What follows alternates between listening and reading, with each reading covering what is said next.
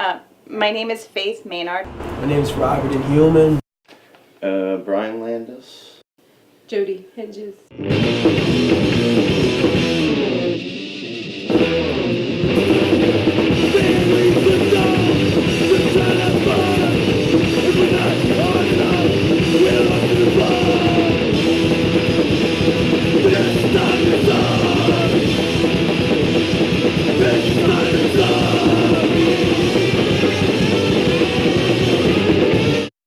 I've been booking since, was it 2011, October?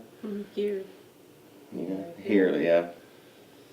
And I've rarely booked, I've booked like a couple of shows, but I just help run everything here at Whitler to make sure, everything goes smooth and all the bands play when they're supposed to play, etc.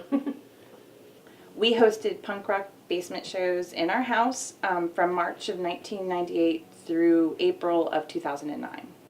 I'd say I started setting up shows maybe like a dozen years ago.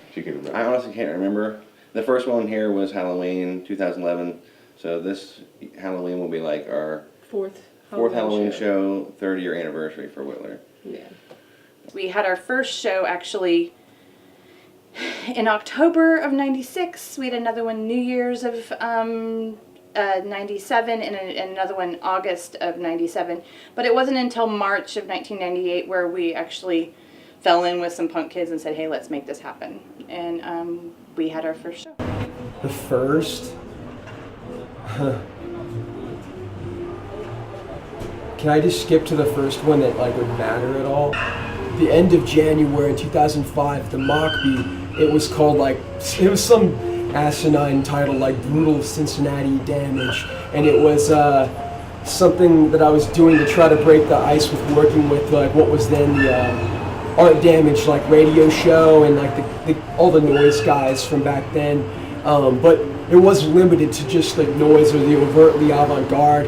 I was having any kind of punk bands or pretty much anybody who was down to mix it up and defy precedent of just the stale, homogeneous shows that would be going on around here. I mean, I think that might have been the most packed we were, because Reagan Youth was really good and there was a lot of people, but they were very spread out.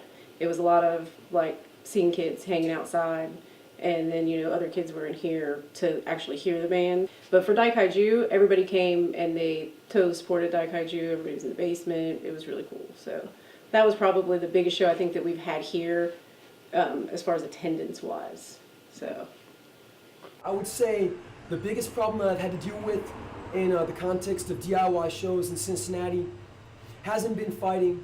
A lot of my shows, most of the time there's no fighting, and people know that if there is fighting, chances are I'm probably just gonna say it. The show's off, fuck off, go home. This isn't, this isn't supposed to be that kind of thing at all. And we have literally not had very much trouble with violence so far as when we've had to experience any kind of violence. It's been literally with the same 1 to 2 people, and I mean they just don't keep them in jail long enough, I guess. And the guy's just a real turd. But otherwise, everybody seems to be fairly supportive. When you have a big show now, all these years later, I call them party vultures. There's folks that show up specifically to find out who they can pick a fight with.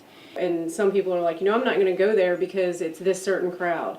And then a lot of the things we've had happen, though, is that people that wouldn't normally come here do, and they're not just pleasantly surprised. They're just this is awesome, I'm coming back. It's do it yourself, even at the level of starting the conversation, starting people dancing, helping out just in any way, It's what separates these from the shows that are just at these overt, cold, callous business settings.